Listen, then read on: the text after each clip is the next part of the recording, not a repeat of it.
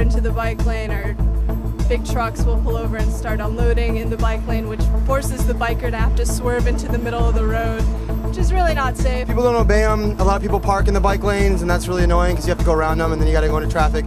Get honked at a lot. People open their doors without checking for bikes. I don't think that drivers have the same understanding of how dangerous the roads are. Everybody's in a rush and nobody cares. And it's like every man for himself. It's like a war zone.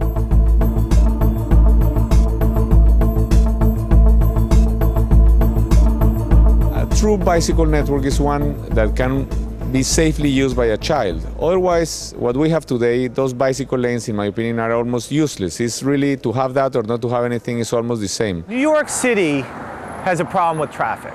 There's too much of it and everybody knows it. One of the ways to reduce traffic is to encourage bicycling. Bike lanes like this help a lot. And this is actually a very good bike lane because it's a buffered bike lane. And that strip there with all those painted stripes on it, that's the buffer that's supposed to keep cars away from cyclists. But you can see part of the problem with even a buffered bike lane is that people will park in it.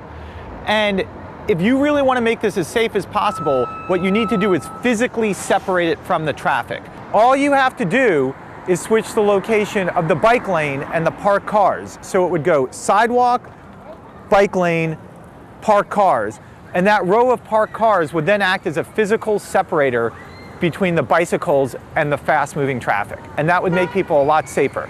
This is a very popular idea in a lot of other cities, and it's proven very successful there. And it's something that New York should certainly think about adopting. I think we should restore physically separated bicycle lanes, and what I mean by that is a curb lane that is dedicated to the bicyclist, and it is physically separated by either cones or concrete islands or probes or stanchions. There are many ways to put some sort of bumps or physical protection that would put the bike lane against the sidewalk, hopefully with a means that would protect the cyclist from a car that would open the door. I mean, you would have the sidewalk, then the protected bikeway, and then the cars. We're standing at what used to be the most dangerous intersection in Brooklyn for bicyclists. It's the corner of Adams and Tillery. Now it's much safer because now we have a protected bike path here, protected with a concrete barrier so that cyclists have some measure of safeguard from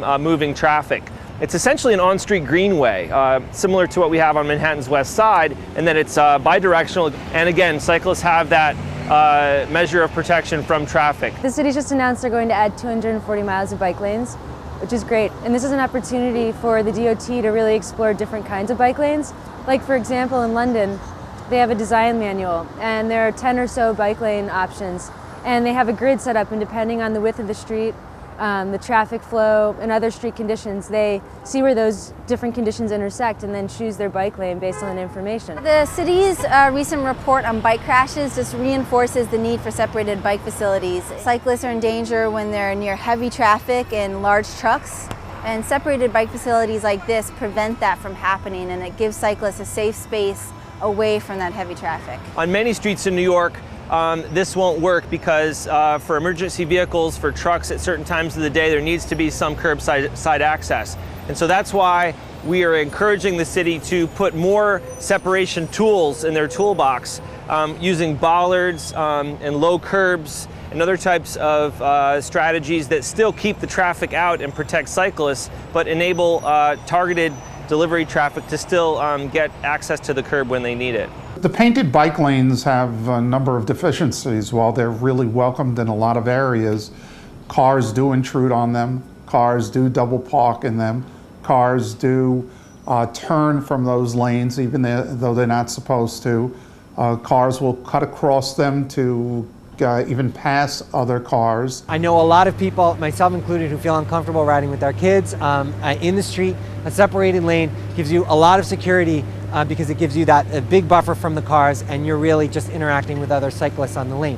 However, you need to be very, very careful about intersections, and so there are a variety of ways that we can design how the separated lane approaches an intersection to make that interaction safe and to make the motorists very aware that they are going to be either turning into cyclists who are crossing that street, or at least going down the road with them for a measure of time. We're here at Broadway Lafayette, which is actually a pretty decent bike lane. It's got a lane plus a buffer, so you do have a little margin for error, but still the cars do drive pretty quickly down this street.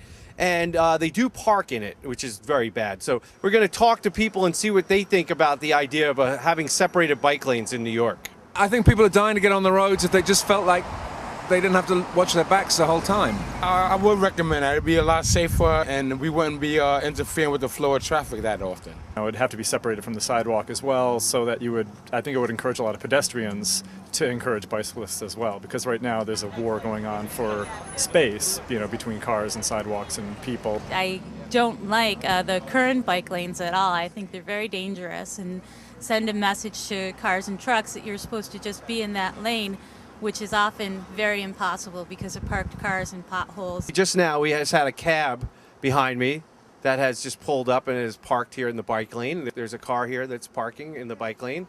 We already got 2 cars behind him. And we got cyclists that are trying to use this facility. And this happens all the time in bike lanes in New York City. I've lived in 10 different cities around the world, South America, North America, and Europe.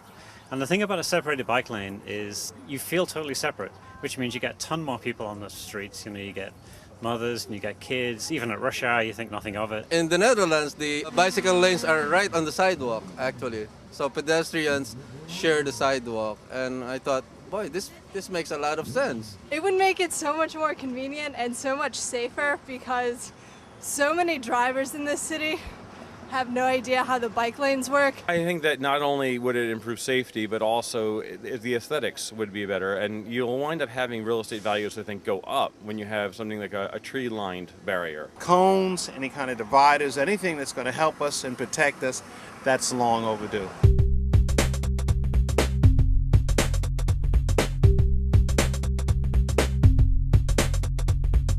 I think right now is a perfect time to proceed. I think the mayor is pretty progressive. Iris Weinschel has traveled European cities and has seen wonderful things that have been done there for bike riders and for pedestrians. At the same time, a lot of people realize we're not going to solve the traffic problem by adding any lanes, and we ought to make better use of the existing space we have. You only have to take a look at the West Side bike path to realize how popular that is compared to all the rest of the bike lanes in New York. I think that when people sometimes think there's a snobbishness to say, oh, Amsterdam has this or whatever, or Stockholm has that, it's a matter of saying, well, you know what? That's a great idea. Let's adapt it and let's have America at the forefront again. I think New York can be one of the foremost bicycling cities in the world, and this would make New York more beautiful, more competitive, more environmentally sound. I think that the city is beginning to realize that when they install facilities like this, people start bicycling much more often than they did before. So it's really the type of thing that we look forward to seeing more of in New York City.